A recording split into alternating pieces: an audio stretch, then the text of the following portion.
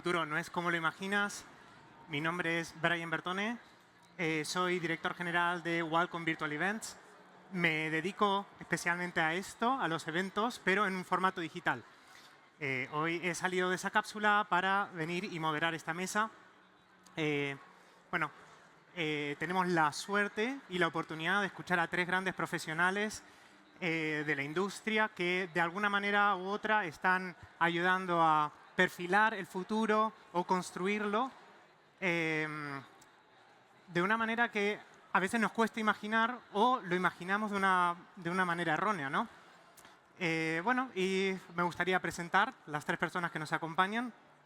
Tenemos por un lado a Roberto Romero, es director creativo de Accenture Song, pionero en experiencias inmersivas y narrativas digitales, con un enfoque claro, usar la tecnología para contar mejores historias y conectar a las personas.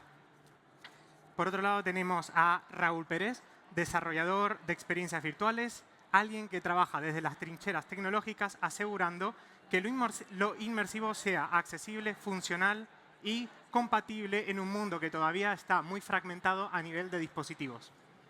Y por último, tenemos al doctor Antonio Jara, que es Chief Scientific Officer en Libelium. Es un referente en Internet of Things, Smart Cities, ciberseguridad y espacios de datos. Es impulsor de proyectos europeos que están definiendo cómo vivimos en las ciudades del futuro. Muchas gracias a todos por venir. Gracias a ti. Para crear cierto dinamismo en esta mesa redonda, creo que vamos a enfocarlo con algunas preguntas generales que me gustaría que todos tuviesen la oportunidad de responder. Siéntanse libres y seguros de responder lo que quieran en el momento que quieran. Y bueno, si les parece bien, damos comienzo. Vamos a por ello. Venga, perfecto. Bueno, lanzo una primera pregunta y además me gustaría darle un enfoque a estas preguntas como un poquito del pasado, un poquito del presente y un poquito del futuro. Enfocándonos un poco más en el pasado, ¿no? ¿Cómo os imaginabais el futuro hace 10 o 15 años y qué os ha sorprendido, para bien, para mal, positivo o negativo, de lo que tenemos en la realidad actual?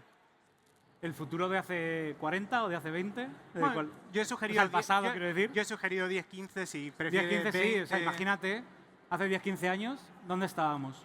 15 años, acabamos de tener smartphones, había empresas que habían llegado súper tarde a eso y el tema de IoT estaba empezando a emerger súper fuerte al principio de la década de los 10, ¿verdad? O sea, todo el tema de Smart Cities y tal, y pensábamos que al final que esta idea del mundo conectado estaba de camino, ¿no? Para quedarse. Tú de eso sabes, ¿no? Sí. Yo creo que ahí estaba el punto. Pensábamos que era el momento de interconectar absolutamente todos los dispositivos. Empezamos a descubrir la ventana del móvil. Empezaron a aparecer las primeras interfaces táctiles e interfaces. Yo creo que lo que sí lo que se nos ha confirmado y a lo mejor esperábamos más era que esperábamos que, igual que el móvil fue una revolución, esperábamos que hubiesen a día de hoy interfaces intuitivas aún mucho más inmersivas. Esperábamos todos que íbamos con una lente. Culpa de las pelis, ¿no? Culpa de Minority Report. Minority Report, todo el mundo, cada vez que hacemos un proyecto innovador con interfaces chulas, dice, como en Minority Report, ¿no? Porque el imaginario al final de la innovación se construye mucho con la narrativa del cine, ¿no? Sí. Y eso hace que la gente piense cómo va a ser el futuro, aunque luego no tenga una mierda que ver. A veces sí, y a veces dices, hostia, como los Simpsons, ¿no? Sí, tal cual. Sí. ¿Tú, Raúl? Lo veo de la misma forma. Hay una parte importante con la que yo lucho cada día, que es el que creemos que los dispositivos nos van a ofrecer algo que luego cuando llega el usuario real, el final, no ocurre. O sea, hay infinidad de proyectos y de aplicaciones, de actividades que se quieren realizar en empresas que justamente la tecnología es lo que los deja por el camino. O sea, no planeamos en función de un sueño, de una idea, pero no valoramos, la base principal, que es que haya una buena conectividad, que haya wifi en el local donde van a utilizar las aplicaciones. Que haya luz. Que haya luz. Y no se apague. Entonces, claro, diseñas una aplicación para recorrer supermercados por dentro que te van a ubicar el producto y vas a leer el QR y te va a aparecer toda la información del producto, pero en lo que pasas 10 metros de la puerta del supermercado ya no tienes cobertura. Entonces, ¿cómo se come eso? A veces nos obnubila la capacidad de la tecnología y no pensamos en la realidad de las personas, ¿no? Que es lo que nos lleva pasando desde que tenemos acceso tan a mano, ¿no?, a la tecnología. Que desde que empezaron a llegar los smartphones y tenemos internet en el bolsillo, parece que todo ha cambiado y queremos que cambie todo aún más rápido, ¿no?, para que venga lo siguiente. Somos animales de consumir innovación y tecnología sin parar, sin pararnos a pensar en la usabilidad, en el diseño de interfaces, en que todo sea accesible para todo el mundo, ¿no? Y a lo mejor esa era la visión, ¿no?, de hace 20 años. Sí, correcto. Sí, yo creo que la gran decepción posiblemente sea eso, que el gran salto de la pantalla táctil, luego no hemos conseguido esa usabilidad que hemos llegado ahora a romper la pantalla, al interactuar con el entorno.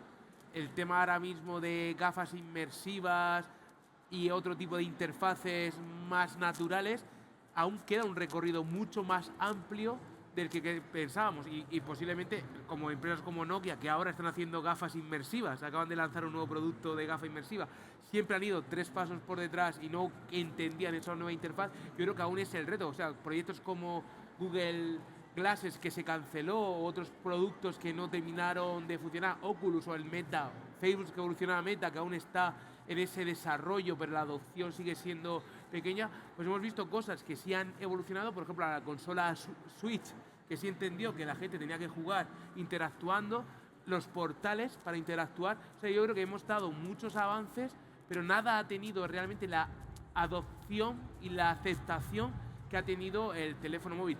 El gran reto ahora creo que es que lleguemos realmente a esas interfaces inmersivas físicas, sin necesidad de ir excesivamente extendidos por tecnología, al menos presente, y que nos permita realmente llegar a esa extensibilidad. Entonces yo creo que, como decía mi compañero, hace 15 años esperábamos más del presente, esperábamos que fuese una tecnología muchísimo más integral. Hemos conseguido muchos prototipos o productos avanzados, pero la aceptación y adopción está lejos de lo que hace 15 años soñábamos. Pero tenemos que tener en cuenta que es que el mercado de la innovación, el mercado tecnológico, avanza muy rápido, pero no avanza de un día a otro.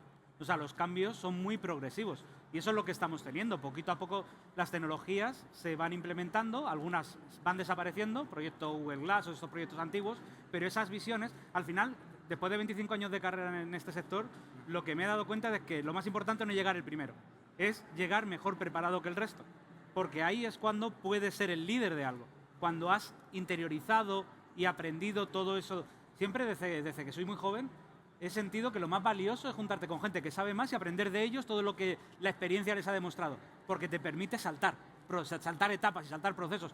Y en innovación y tecnología es lo mismo, ¿no? O sea, al final, aprender de todo esto que va pasando y entender que son etapas, ¿no?, que nos llevan hacia un punto en el futuro, y entender todo lo que es necesario que ocurra para que llegue ese futuro es lo más importante, ¿no? Muy bien, muchas gracias. Me ha gustado porque habéis enfocado en la pregunta para ponernos un poquito en contexto de las expectativas que teníamos hace 10, 15 años. Pero ¿hay algo que os haya creado un impacto positivo? Vale, esto a lo mejor no lo había imaginado, pero me encanta el resultado. O lo habíamos imaginado, me encanta el resultado, o no lo había imaginado, no me gusta el resultado, ¿no? Por ejemplo, el tema de las videollamadas, a lo mejor hace 10, 15 años lo estábamos imaginando como si fuese un holograma. Era raro de imaginar. Y era raro que te llamaran por vídeo, ¿no? O sea, raro. Para el común no para nosotros a lo mejor, pero llamabas a tu madre por vídeo y tenía el teléfono pegado a la oreja, ¿no? Tía, mamá, no ponte el teléfono delante, te estoy videollamando, ¿no? O sea, eso lo hemos tenido todos. Tal cual. O sea, y te imaginabas las llamadas de Star Wars, ¿no? En el futuro, ¿no? Como que eso iba a llegar. Y realmente el futuro no es tan así, ¿no? O sea, nunca es como en las pelis, que es lo que decía antes. Sí, justo. No es tan Star Wars. Me encanta el enfoque a las películas, cómo nos crean esas expectativas. Siempre. Pero a veces tienen razón. Spike Jonze, no sé si habéis visto la película de Her, es ChatGPT, puro y duro. O sea, todas las innovaciones de ChatGPT, hace 10 años las contaron en una película que se llama Her, dirigida por Spike Jonze, que es lo que está pasando 10 años después, ¿no? Entonces también hay muchos visionarios que entienden muy bien cómo es la innovación y cómo es el proceso tecnológico de innovación. Sin irnos muchas décadas atrás, pero hablando de Julio Verne, él entendía perfectamente la innovación y no porque fuera un visionario. Esto no lo sabe mucha gente. Julio Verne le encantaba tomar cafés con científicos de la época. Los grandes innovadores modernos y actuales, los grandes cineastas, como Nolan, por ejemplo, se inspiran en la ciencia para entender hacia dónde va la evolución de la innovación y tecnológica para ser verosímiles a la hora de crear ficciones y ponernos visiones que nos inspiren y nos evoquen a un futuro muy diferente, ¿no? Pues muchas gracias. Con esta visión que tenemos, vamos a ponernos un poquito más en el presente y quiero preguntar qué papel juega la narrativa, es decir, las historias que contamos sobre el futuro, muy relacionado con lo que estábamos hablando, en cómo adoptamos o rechazamos ciertas tecnologías. No sé si alguien quiere... Sí, en este caso yo creo que volvemos a la clave. La parte clave es la usabilidad. Desde Libelium trabajamos mucho en crear cityversos, ciudades inteligentes, y yo creo que es uno de los claros dominios o mercados donde si el ciudadano no percibe o ve el valor de haber puesto una red sensorial, de haber hecho una aplicación, de haber hecho un servicio, no lo percibe, no le ayuda realmente a mejorar su calidad de vida y a mejorar su consumo de los servicios públicos, pues realmente esa ciudad inteligente fracasa. Entonces yo creo que a veces hay que diferenciar muy bien de la parte de tecnologías habilitadoras y el podemos hacer ciertas cosas con el valor que realmente tiene el desarrollar ciertos servicios y ciertas oportunidades. Entonces creo que, de nuevo, muchísimas veces hemos intentado hacer más cosas porque se podría hacer, que un ejemplo muy práctico, yéndonos a algo muy banal, es la domótica. La domótica es algo que empezó en los 70 y aún no ha terminado de triunfar lo suficiente. Porque la gente piensa que la domótica es tocar botones, cuando la domótica es que no tengas que tocar nada. Exactamente.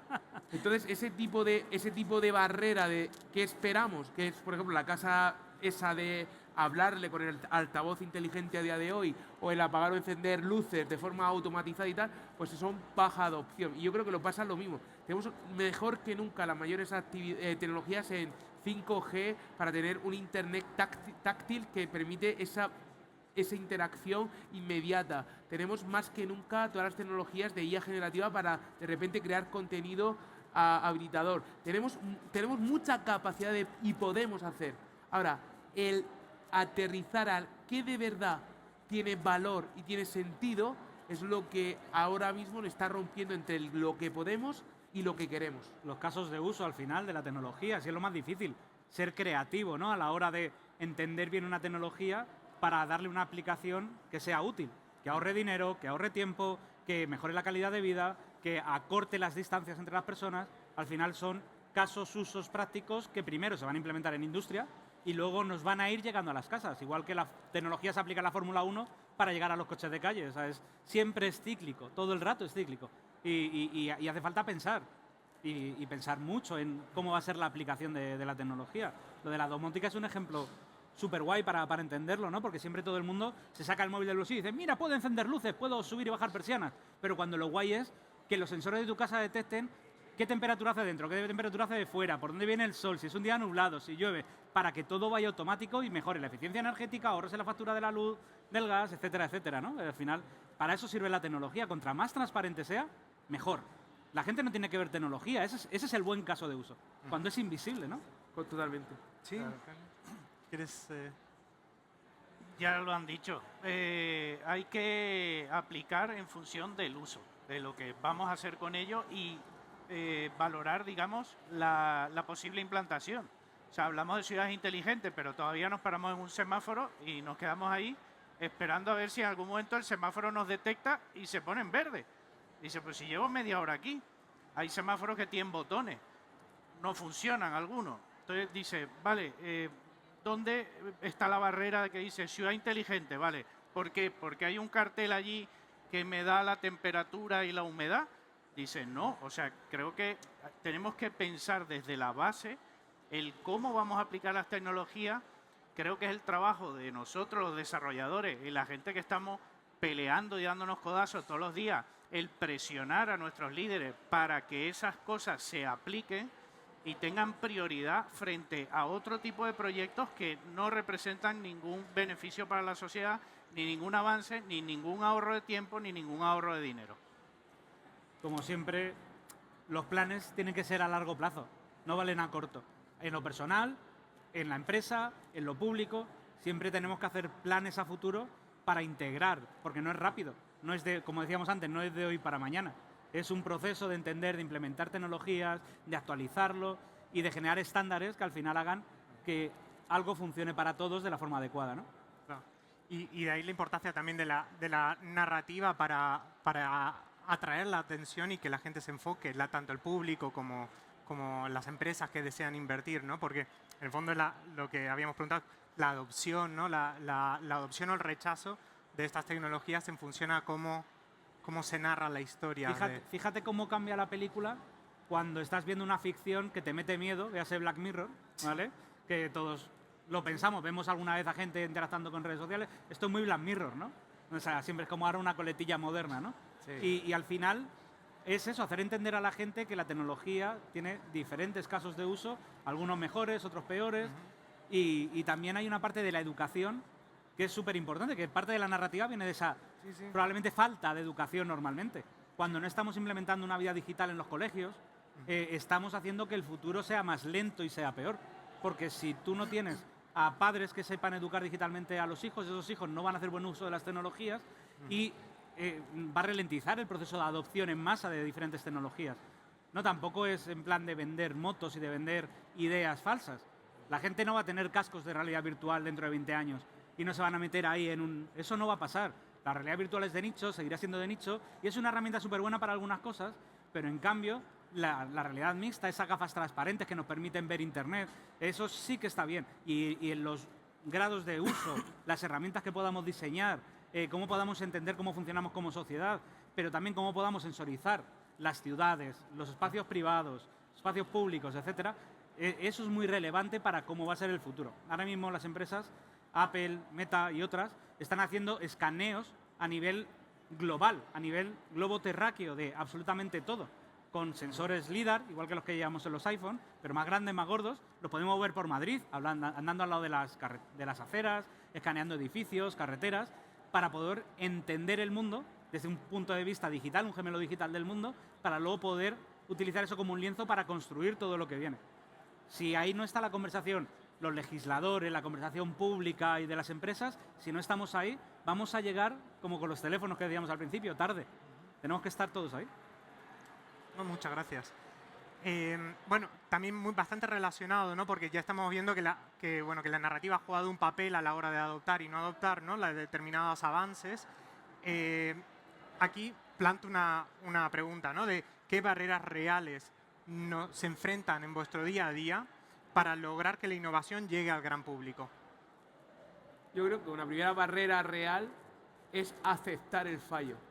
O sea, creo que hay muchísimas innovaciones que no aceptan y creo que ahí has sido muy honesto por tu parte, por ejemplo, aceptar que la realidad virtual no vale para todo, que no vamos a tener gafas y vamos a usarlas. De hecho, varios productos, como en PlayStation, etcétera, pues han sido productos que no han terminado de tener tantísimo éxito como se esperaba. Y hay gente que ya los japoneses con la Nintendo con un acelerómetro de $2 y tienen una jugabilidad, una experiencia que es muchísimo mayor que una tecnología tan avanzada como o el portal de Meta, que no pensaba que íbamos a estar todos en el salón delante de la tele interactuando con nuestros familiares, y el portal, pues nada, yo no lo he adquirido y lo he entendido, o Aura, que fue la copia de Portal que hizo Telefónica y que, pues gracias a eso Chema Alonso esta tarde viene aquí en vez de estar trabajando en Telefónica, pues ese tipo de soluciones son las que la tecnología no hemos aprendido a aceptar el fallo. No hemos aprendido a aceptar que no está... O sea, suenan genial, tecnológicamente suenan factibles, pero nos cuesta mucho aceptar que es válido y que no es válido. Un ejemplo muy pragmático, por ejemplo, y ya por poner otro ejemplo real del mundo de interacción con el mundo, yo me acuerdo que era Bluetooth, NFC, beacons. Al final, el ganador es códigos QR.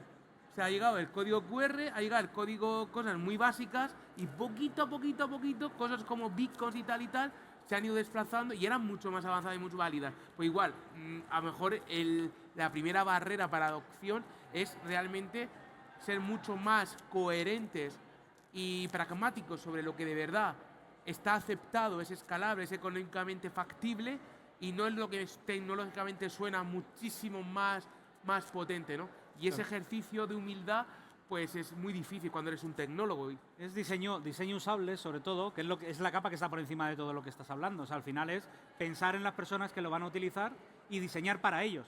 No diseñar para ti como tecnólogo, ni diseñar lo que tú crees que a la gente le va a molar. Tienes que diseñar lo que a la gente le va a molar. Y no es tan obvio, al final la diferencia es muy grande. Entonces, el diseño usable, el diseño de propósito de cualquier producto digital es súper relevante para hacer algo que sea adoptado en masa. Decían los QRs, es el gran desaprovechado, ¿no? Todos tenemos el caso de ir a la mesa del bar a pedir. ¿Por qué el bar no utiliza ese QR para aprender más de sus clientes? Para saber lo que comiste la semana pasada y para recomendarte algo que sabe que te va a gustar. O sea, hay una parte de pensar que parece que no la tenemos todavía interiorizada, que hay que Lo dijiste estrujarse tú el seso. antes, Roberto, falta mucha educación. Ujú. La gente hay que educarla, pero hay que educarla, o sea, a nuestros niños de 10 años de ahora hay que educarlos ya en esto. Ujú. O sea, tienen que manejar ChatGPT, tienen que saber de realidades virtuales, no solo videojuegos, porque sabemos que el campo de los videojuegos, esto va avanzado, pero a pasos agigantados que la gente que no está metida en este mundo ni siquiera lo comprende. O sea, el mes pasado, un videojuego de animales tipo Pokémon alcanzó los 36 millones de usuarios todos en línea. O sea, eso son barbaridades de números. Y Sí. la gente, el usuario normal que va por la calle no sabe que eso existe. Ujú. Entonces, claro, si no educamos en base a eso y se trabaja desde esa base, desde el barrio, digámoslo así, para explicar, oye, mira, puedes hacer esto, puedes crear aquello, puedes crear experiencias con ese QR, como tú dices, que salgan, yo qué sé, hemos visto casos de hologramas de plato, ya tampoco vamos a Sí, entrar sí. ahí, pero el poder aprovechar aunque sea esa información ya sería valioso para el Bueno, local. hay que fomentar más la curiosidad, no solo de los niños, sino también de la gente mayor. Que al final, cuando vas a consultores tecnológicos o cuando vas a expertos, no terminan de utilizar esa creatividad para diseñar casos de uso que realmente cambien cosas. Y es uno de los problemas que afrontamos, ¿no? O sea, la creatividad en la era del ChatGPT, en la era de la inmediatez, en la era de lo fácil, lo que ya han hecho otros que lo voy a copiar. Innovar es coger lo que han hecho otros y transformarlo y cambiar las piezas para generar algo nuevo que aporte algo más. Y así es como poco a poco evolucionaremos hacia esa visión, ¿no? de Darle futuro. la vuelta. Muchísimas gracias. Me quedo así a forma resumida que hablamos de la falta de educación, de visión y de aceptación de los errores, ¿no? Como habéis dicho. Muchísimas gracias. Por tema de tiempo, voy a plantear una última pregunta y ya si quieren incluso aprovechamos y dejan las últimas reflexiones. La pregunta es, ¿hay alguna tecnología emergente que aunque no esté en boca de todos, creéis que marcará profundamente la próxima década? Los kebabs. No, eso está en boca de todos. Literalmente. Sí, literalmente. Pues yo creo que posiblemente ahora mismo lo más relevante es sobre todo los nanomateriales que vienen en monocapa como grafeno, que van a conseguir, y además donde España tiene un valor clave, que va a permitir, ya lo vemos, las primeras pantallas flexibles, transparentes, un material totalmente transparente, de muy bajo peso, realmente ínfimo peso, de un muy bajo coste. Yo creo que eso nos va a, y debemos estar atentos porque España ahí tiene un potencial a generar esa nueva generación de materiales que realmente nos permitan crear mucho más tejidos y interfaces que sean más inmersivas. Entonces yo creo que es algo físico. En la parte virtual creo que ahí tenemos ya mucho hecho con la IA, con la cloud, con las redes de comunicaciones avanzadas, pero en el mundo de los materiales creo que nos vamos a llevar alguna sorpresa, que hemos visto los primeros indicios, pero nanomateriales monocapa basados en materiales como grafeno, yo creo que ahí vamos a ser muy, muy sorprendidos por eso, por el bajo coste, flexibilidad, porque puede permitir que este suelo o esta chaqueta de repente fuese una interfaz. Yo la gran innovación que espero y la gran revolución es entender todo lo que está ahora fragmentado, todas las tecnologías que llevamos 2 décadas desarrollando, que vienen como olas, que son modas, ¿no? Y cada uno se engancha a una y la defiende a ultranza, ¿no? Entender todas esas modas, todas esas olas, y lo que se están generando ahora son los estándares para el futuro.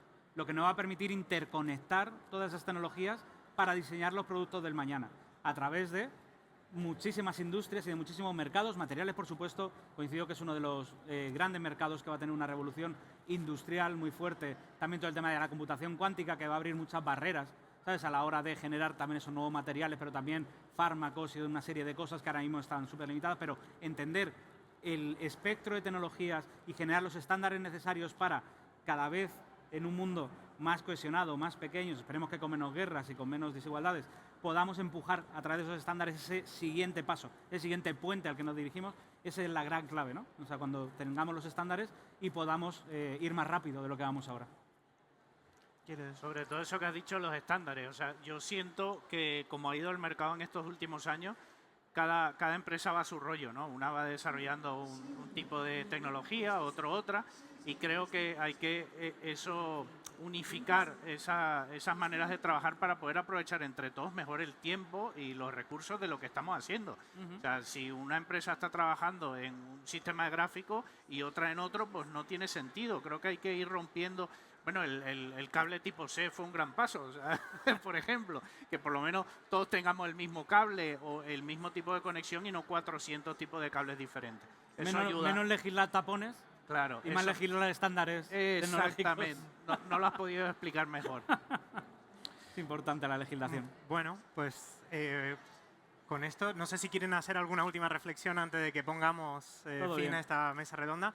Si no, muchísimas gracias a todos los que se han sentado y han tenido la oportunidad de escucharnos. Muchísimas gracias a Roberto, a Antonio y a Raúl por Gracias estar a aquí ti, con gracias nosotros. a ti por moderar la mesa. Y bueno, me quedo, o sea, he recolectado muchísimas ideas y hemos tenido la oportunidad de escuchar fantásticas reflexiones. Yo puedo concluir de que aunque el futuro no es como lo imaginamos, yo creo que es nuestro deber de intentar construirlo con conciencia, con empatía y con mucha visión. Así que muchas gracias a todos y que disfruten del resto del evento. Gracias. Gracias.